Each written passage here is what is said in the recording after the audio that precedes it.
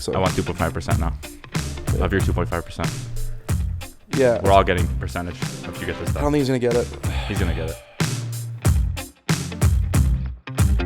Hello, everyone, and welcome back to the Price to Sell podcast, #1 real estate podcast in Toronto. I'm your host, Matthew Campoli, fellow realtor in the city.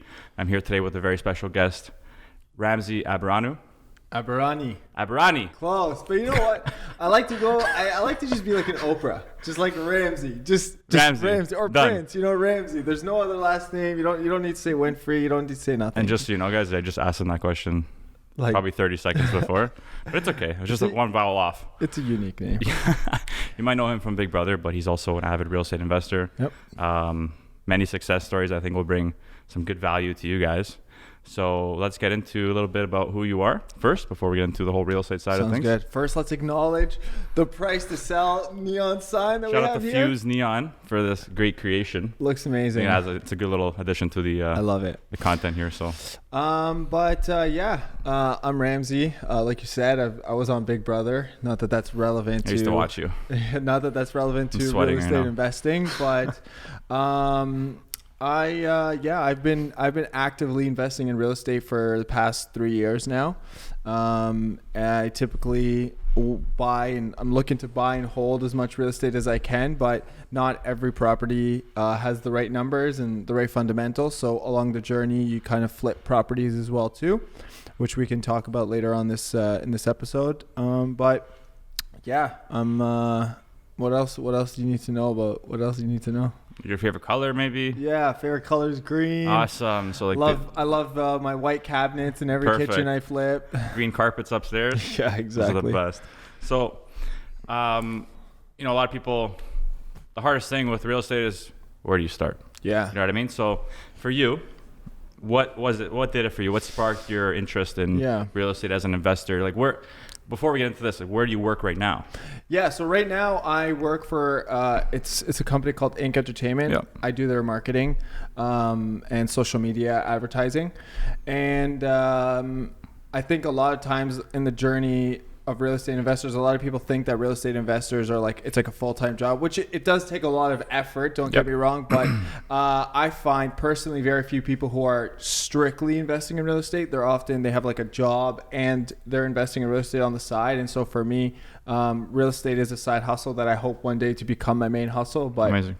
I guess anyone that's doing the two things at once, don't feel like discouraged, or when there is a lot of work and you feel like fuck, like it's so stressful, like we've been there. Yeah, You know what exactly. I mean? But so for me, my mother has actually been in real estate investing or in real estate for over almost 3 decades now, so almost 30 years. And it's funny because growing up, she stumbled across a client of hers who was like, I need a home, but it has to have this criteria and that criteria. And she's like, why do you need all these criterias? And he's like, well, because I'm flipping it. And at the time, 25 years ago, my mom had no idea that real estate investing was a thing. She would just work with traditional home buyers and sellers. So she's an agent. So she's an agent. Very cool. Exactly. Okay. Yeah. So she, so when she kind of stumbled across investing, this investor client of hers made $60,000 in 3 months. And for her, it was like the light bulb went on, like, holy shit, like maybe this real estate investing thing, I should look into it more. And so many years ago, she as a realtor decided that she's no longer going to work with traditional buyers and sellers, but only work with real estate investors. Okay. So that actually niched her. And she did something that nobody else at the time was doing, and everyone told her she was crazy. And through that, anyone that was investing in the Cambridge, Kitchener, Waterloo area, which is where I grew up and we're from, it was her name that was constantly like being recommended. So she kind of was that go-to. So for me, I grew up with my mom influencing me, with real estate investing. The thing is that with her success, she became a published author. She ended up developing properties. Her podcast was number 3 on all of iTunes at one point. Oh, very cool. Yeah, so real estate focus as well? Real estate focus Awesome. as well. Yeah. So now she's empowering women to get involved in real estate to take control of their financial freedom. But the point is, when I was growing up, it was always like, oh, you're Tahani's son. You're Tahani's son. And it was always at these events and her conferences and keynotes. And it was like, you're Tahani's son. And I actually started growing a negative relationship relationship with real estate and just being her son, because as a young man growing up, I want to be Ramsey. You know, I have my own identity, and it was frustrating constantly being in that shadow. And so I said, you know, screw this real estate thing. I don't want nothing to do with it. I'm actually going to go do marketing. And that's how I got into marketing. However, many years later, after my like 21 and growing up and all these years being with my mom, everywhere I looked, any corner I would pursue to find out ways to grow wealth and accumulate wealth, it all led back to real estate investing. And so eventually I matured as I grew older and started saying, like, who cares, you know, if I'm like, this is a competitive advantage I have of mine. I gotta utilize it, learn from it. And that's when I realized, like, I gotta get back into real estate investing. And so when I was 27 is when I kind of said, you know what, I'm gonna use the money I have saved up, and I want to put a down payment on a property. And my first property was a duplex that we turned into a fourplex. Wow. Yeah. And it was just it was a cash flow machine, like numbers that I've never heard of, even like almost 15 to 2,000 cash flow positive every month. Wow. That's amazing. Off one property. Off one property. Wow. Yeah. We were making, that property itself was making about, $4,200 a month. Okay. And my expenses were about 20, like maybe 2,000 ish. It depended on the month, right? Yeah. Sometimes you have stuff that happens, but that kind of opened my eyes to, like, wow, this is how people get wealthy, right? They bring in this cash flow. The value of the actual property went up by adding in more units and stuff. And so, yeah, that's how I got into the real estate investing thing. Obviously, shout out my mom. Everyone knows that I love that lady. Like everything. She's my everything. But that's how I eventually got into it. And now I'm kind of just taking my wings and flying with it. That's amazing. It's actually, that's so cool to have someone so close, especially your mother. For sure. Who is so well versed in it. It's like you might as well learn off that, right? Like a lot of people, number one, it's hard to start. Yeah. Because of the fear. That barrier. 100%. It's the uncomfort level, right? 100%. And a lot of people recommend finding a mentor. So you had that, and that's amazing. The thing, right? Like if it wasn't my mom, I would have found a mentor. And I think a lot of people, they use excuses not to get started. Like, we live in a world, Matt, where there's so much information around us. Yeah, it's like, true. It's everything that I know about real estate investing. It's on YouTube for free. Yes, you got to dig and you got to find it. And that's the value, in my opinion, in like paying for products, like, you know, real estate training products, or even paying for a mentor, is because they allow, you know, they kind of sift through all the noise, which there is a lot of noise out there. And you're learning from someone that has a proven record of doing it. So there is value in that, but the information is out there. Yeah. And so, yes, it takes time to kind of learn and figure out how to get started. Okay, well, so how much money do I need to get started? And you know, how do I get a mortgage, and how do I shop for a right, you know, and how do I know a property is a good cash flowing property? What are the numbers that, like, all that's out there. You just got to kind of do it. But yeah, it definitely helps to have a mentor, because a mentor will speed up that process tenfold. Sure. They've done it. So let's talk. I want to get into, I want to unpack your first purchase. Yeah. So like, because I know you just mentioned, that's kind of one of my questions I had too, was you realized as soon as you saw the potential, you realized, oh, like that's how these guys do it. That's how they build their wealth. For sure. So it's like a mindset shift. Yeah. So for me, so the thing about real estate investing that I learned, that I saw when I was growing up, and that I realized once I started doing it was very different, and this would be very valuable to your viewers, is like, we watch a lot of these shows on now Netflix, but before just on like regular TV and whatnot, but they're like flip shows and whatnot, and they make the flipping process like so easy and sexy and fun. But really, I've learned that, so when I bought my first property, I just wanted to flip it. I just wanted to do what all these shows were telling me. But then when I started seeing this cash flow coming in, I'm like, wow, that's why people like that's why they hang on to real estate. And that's why there's value in holding on to these properties, because if it's 15 here and then another 300 here and another 500 there, like all this cash flow starts to add up, right? So for my first property, when we bought it, at first I had intended on just kind of flipping it. Yeah. And then obviously the cash flow came in, but I will say that I got a master's course on being a landlord. And that's another topic that a lot of people who aren't investing in real estate or don't do it like enough don't understand fully, is that being a landlord can be a huge bitch. Oh yes. Okay. Yes, it can. And so that's why there's also sometimes there's a time and a place to flip a home. But this particular home, Matt, that I bought, the duplex I turned into a fourplex, my tenants I got from hell. I honestly got from hell. And did you assume them or you put them in after?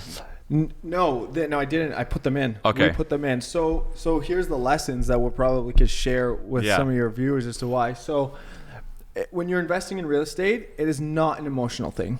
It is very unemotional. Sure, they're humans dealing with humans, and there's that aspect of it is emotional, but you have to look at the numbers. You have to follow your process of putting a tenant in, taking a tenant out. You can't get caught up in the emotions. And here's what happened. My mom, growing up, she grew up in a very humble beginning. My mom, she grew up in a refugee camp, and so she knows what it's like to start from nothing and build your way up. And so she came across this one kid a couple of years ago who was an orphan, and we bought a banquet hall. Like a piece of land, and there's a banquet hall on it, and the banquet hall had like a home on the side for like a caretaker. And there was this kid that was an orphan, and he asked how much it was to rent it at the time, and my mom took him in. And so she started helping him, and he became like a real success story. He started helping himself out of a very bad place. He started accumulating real estate, of course, with the guidance of my mom, and now he does really well for himself. So this property, we found these tenants, and there was a lot of red flags, like a lot. And it was just like bad recommendations from prior landlords, bad credits.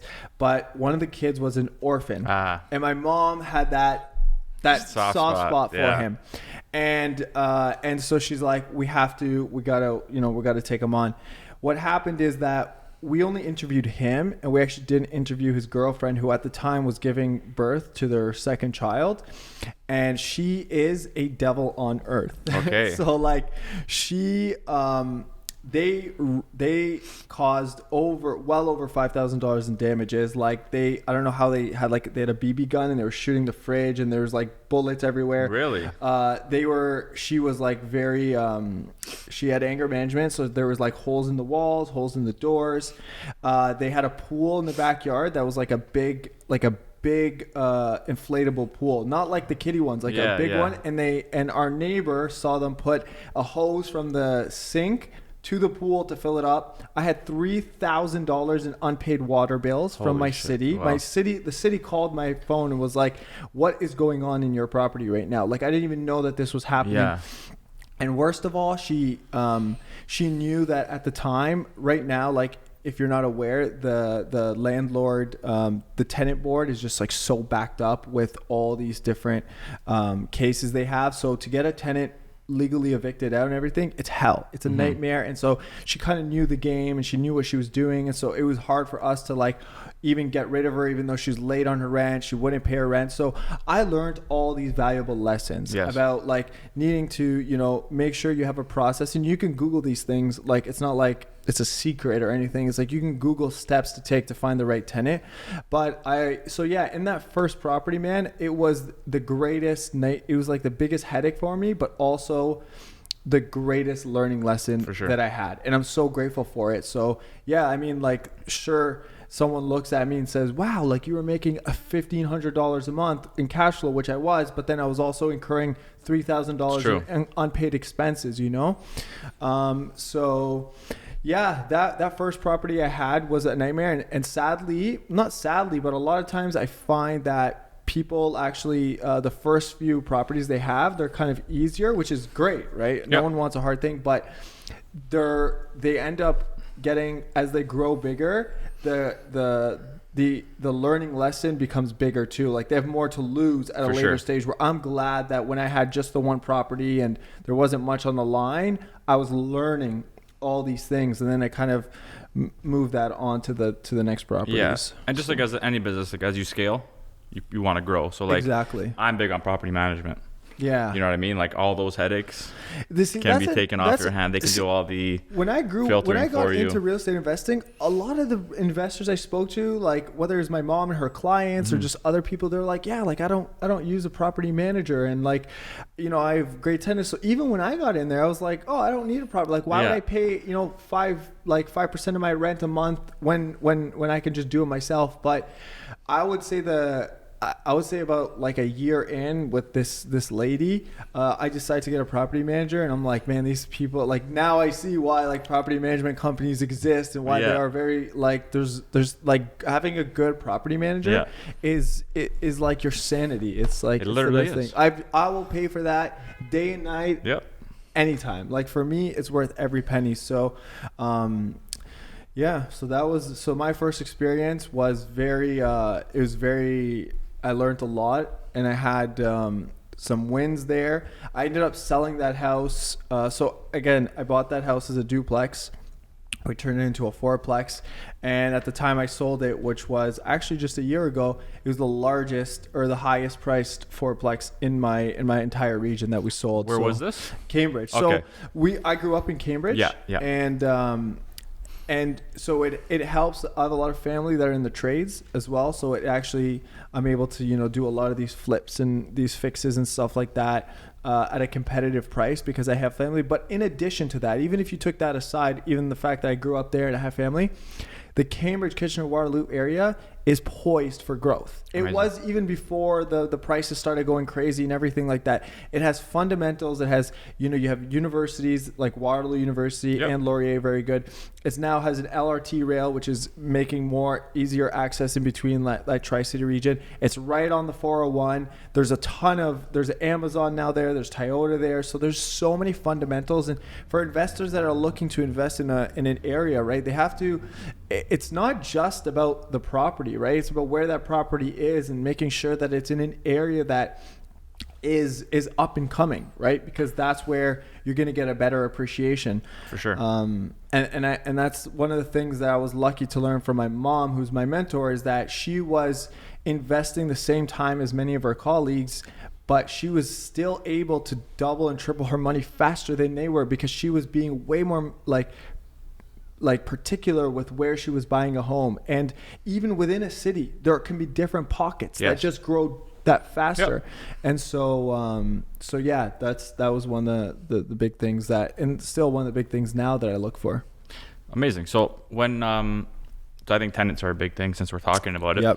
If you want to quickly, especially with these lessons you've learned, how would you, like, what is your process now when it comes time to, you know, buying a property and finding the perfect tenant? Like, do you have specific steps you follow when screening, or what should people do to not come across these issues? For me, it's called delegate to people that are good at what they do and give that process to the property manager. So I agree. Obviously, I'm involved. I mean, I put all my tenants into my properties, but I just make sure that I give it, like, I hire a property manager now, and it's just, again, I'm happy paying for that expense. And so they will do all their credit checks. They'll go through like the past, you know, they'll look at, you know, the history of a tenant and get recommendations.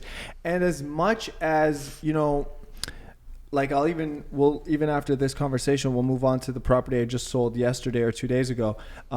Even though there's an aspect of emotion and doing the right thing, you also have to understand that, like, real estate is just not, it's just a numbers game. It's not emotional. And so as much as you want to save the world and help, you just, at the same time, you want to put in a tenant. There are tenants that are good people that will respect your home.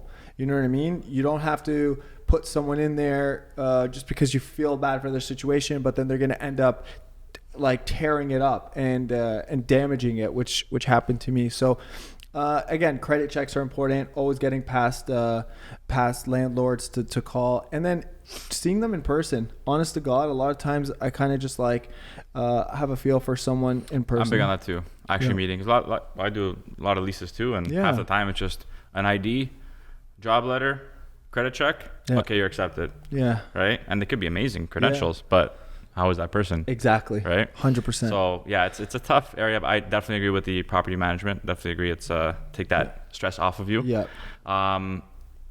Before we get into your most recent success story. Yep.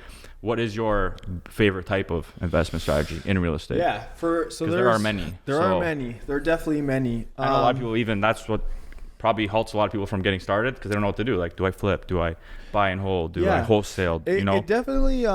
So it all depends on your situation, right? So like, again, I don't know the person that's listening where they're at, and where they're at will often dictate where they want to go or how they're, because like we can say.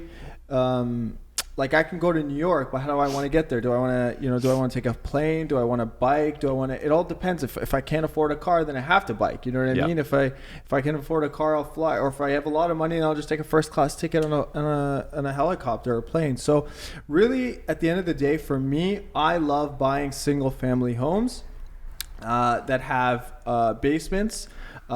I personally don't like them finished. I like them like beat up, so I could put in sweat equity and put in my equity in the property. But again, for someone that may not have, I have now saved up money where I can just do that and pay for my reno, and I have a couple $100,000 I can do that with. If you don't have that, then maybe pre-con is your best way to go, because pre-construction, you're putting down little down payments at the beginning, and it's still allowing you to get into the market. I don't like condos as much as I like properties, because with properties I can force my appreciation. I can, add something to the house. I can add a garage. I can add a room. I can add a bathroom. With condos, you have a lot less flexibility to do that. And then lastly for me, like, my ideal tenant, which I'm so like focused on now, is like, I always start with the end in mind, where before I was like, get the property and then figure out the tenant. But now I'm like, what tenant do I want? Okay, well, where is that tenant going to want to look? In what area? And what kind of house is that tenant going to want? And so that's kind of how I do it. But I just want a family that lives in my home, and maybe they're in a transition where they're renting now so that they can save up and one day purchase, because they'll respect the home a little more. Whereas I don't want to buy a home in an area where it's going to be, it could be like younger kids that trash it. Because I also have... Geez, dude, I have so many stories. Like, I had these three boys that were in one of my properties, and they called me and they said, hey, we have like a cockroach. We've seen some cockroaches in the house, right? And I'm like, oh, fuck. Like, cockroaches, they're bad. Like, it's because for every one you see, there's 1,000 that you don't see. Hidden. So I go into the house. I bring my exterminator with me.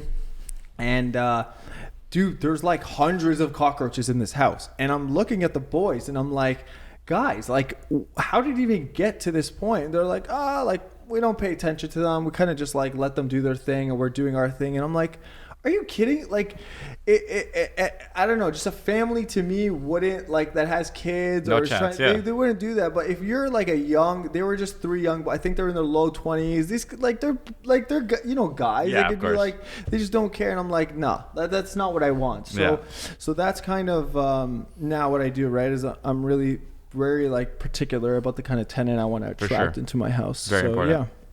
Amazing.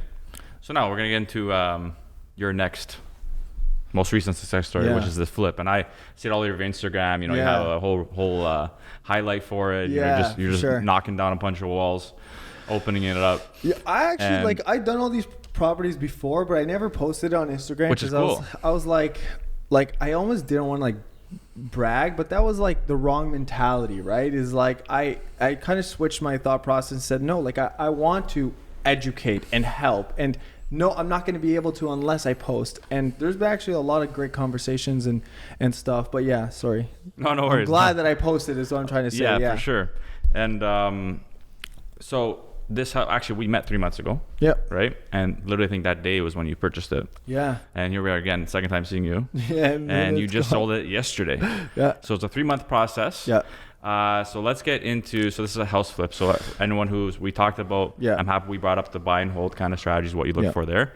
And now we go into another strategy here, which is flipping. Yeah. And again, an amazing success story for you. So let's break down step by step. For sure. From the moment this property hit your inbox to why you even wanted to go see it. Yep. Why you think it had potential, numbers wise, all around area. Yep. And comps you looked at, and then to now selling it. So let's break that down, this entire process. Yeah, for sure. So really, as fun as real estate investing is, and like the market's been absolutely on fire recently, it's actually very like boring and like it's a slow process. Excuse me, it's a slow process to get wealthy. And that's what I want people to realize. It's like the power in real estate investing is compounding over the years. It's buying, holding, and then in 10, 15, 20 years, that thing that you bought for 500 is now $1 million, you know? So I preface everything I'm saying in this flip that I did, and I'll explain why I flipped it, but I preface it in saying that like I don't like to flip. I want to buy and hold and never let go of real estate. But anyways, what happened was 3 months ago, this lockdown happened. Yes. Okay. And with work, I'm in the entertainment industry, and we do concerts and we do music festivals and we have clubs. And so everything kind of shut down. So we're like, okay, there's so much more time on my hands now. What do I want to do? I want to do a flip. So, what happened, or I want to find a property to buy. So I asked my mom, I said, I want you to reach out to your clients and ask if any one of them are selling their properties.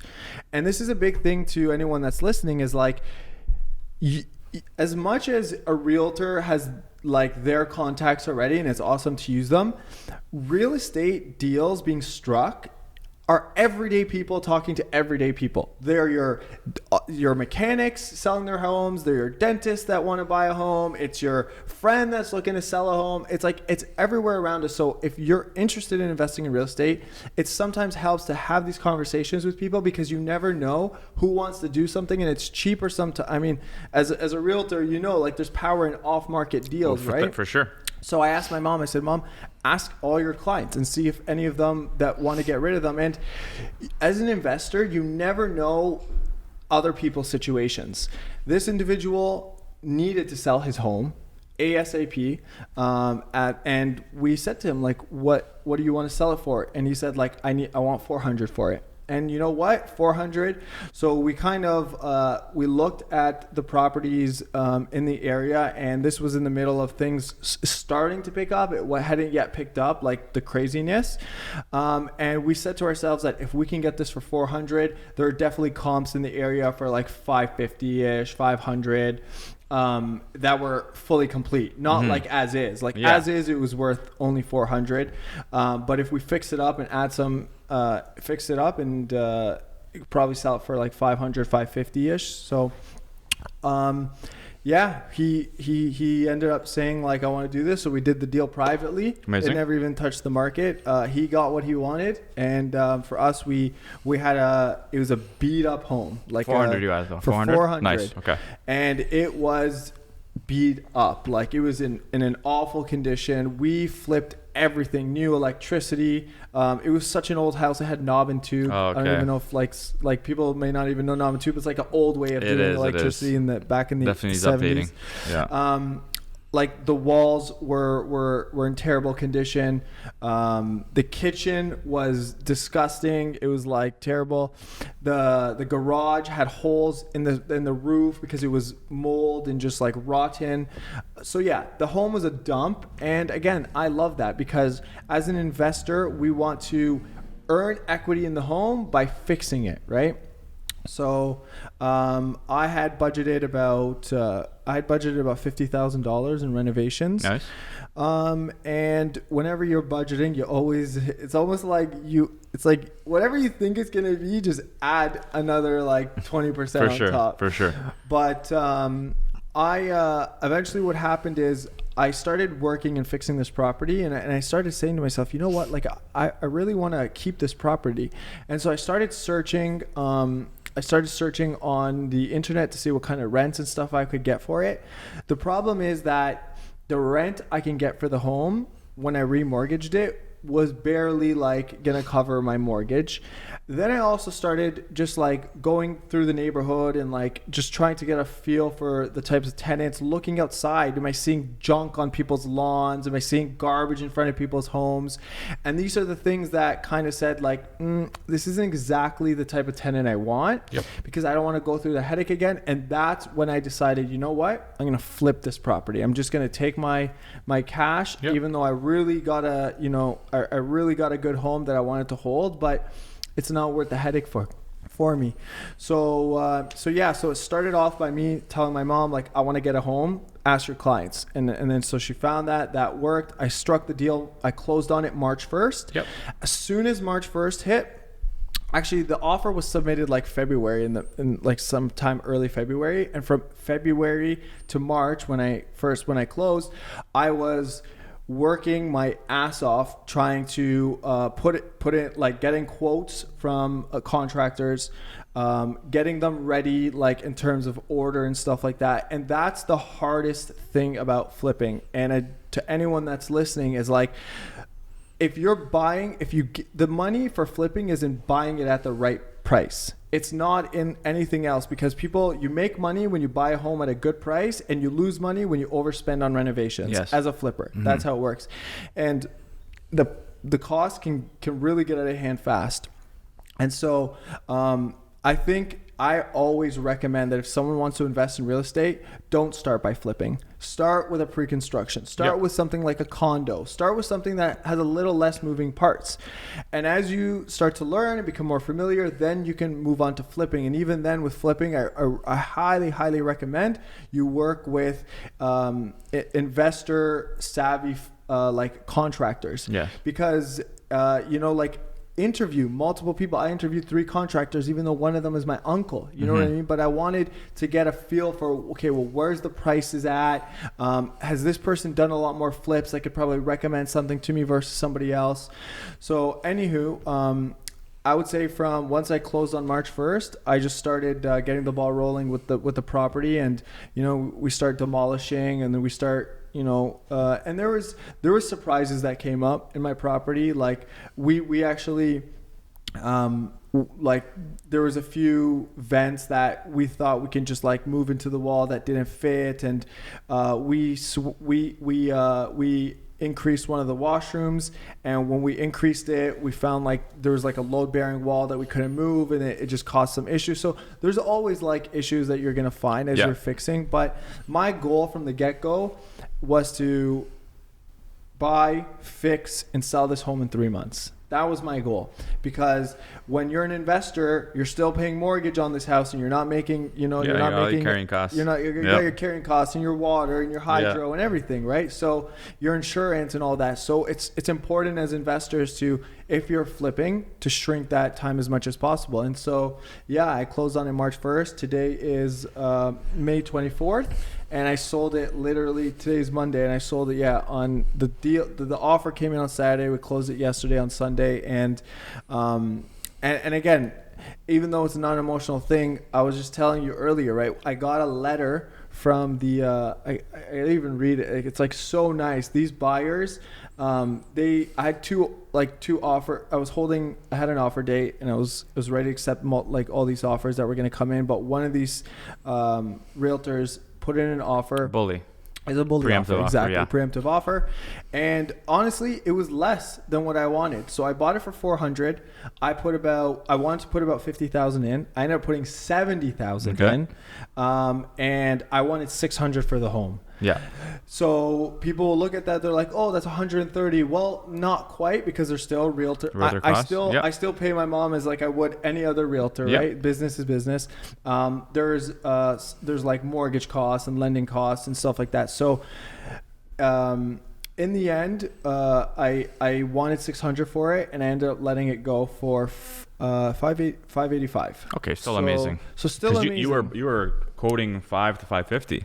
Correct. So you did really well. Because the market those are things that I can't even account for, right? Yeah, those added bonuses, for sure. But I will say this, man. Like, even though the market was crazy in the past two months, it really slowed down the past week. It actually just like did. this. No, every week's different. Every week is different, and no realtor knows. I mean, nobody knows. We just kind of do the best we can at the time that we're doing it. It's true. But when this offer came in, they sent a little letter about who they were, how they were a newlywed couple, and they have a low price point. And like in my area now, the average home is close to $700,000, And the fact that I had this thing listed on the market for, I think we listed for $499, and we're just accepting offers that came in.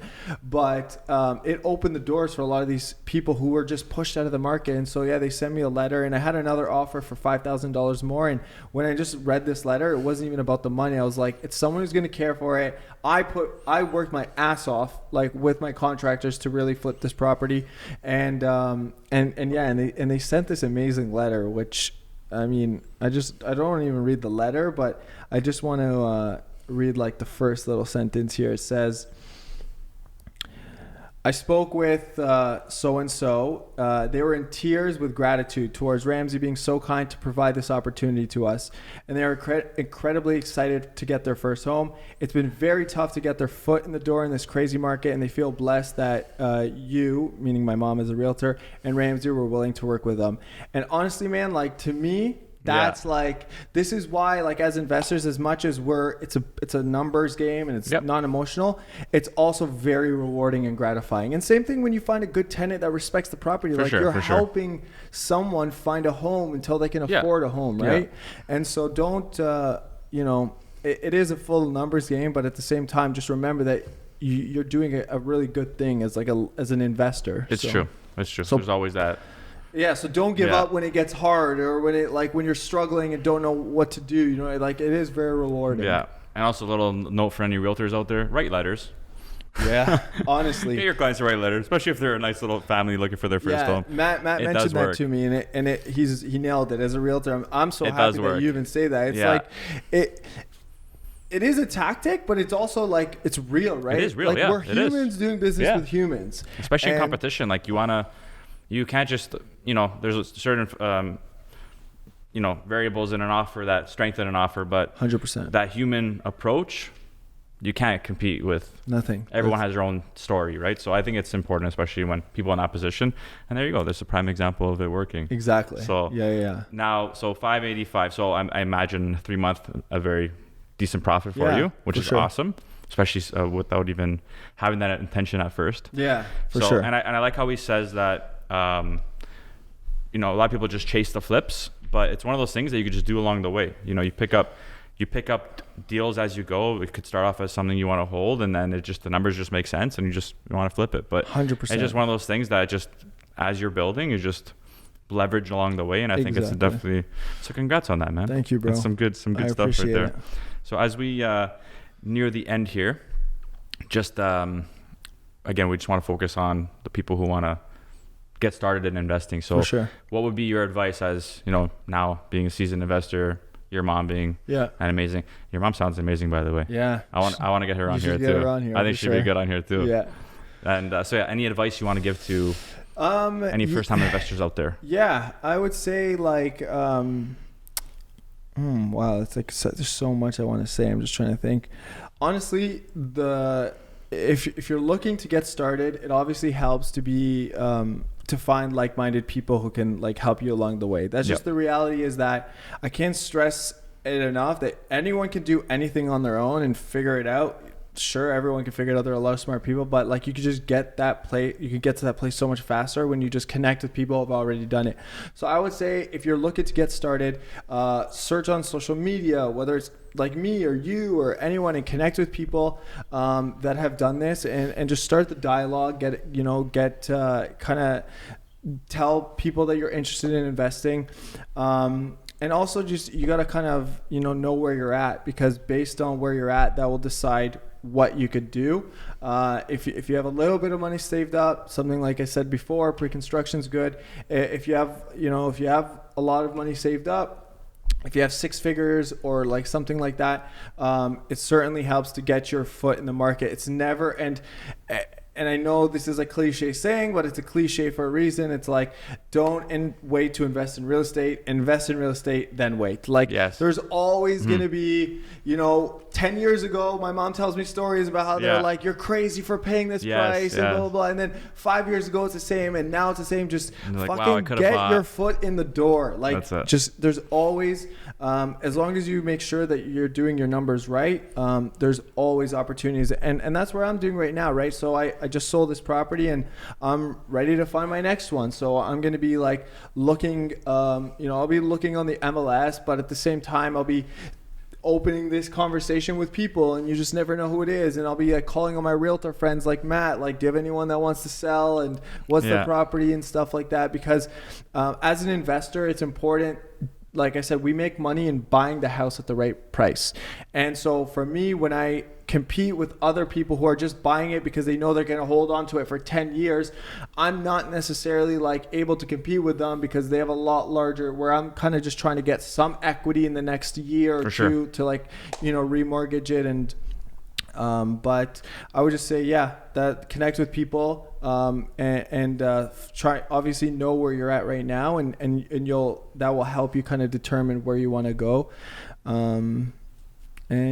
Amazing, man. So you brought a lot of value today. I appreciate it. And you're our first investor on the show. So it's I know amazing. it definitely appeal to a different crowd out there. So thank you. We look forward to all your future successes. I know you're going to kill it.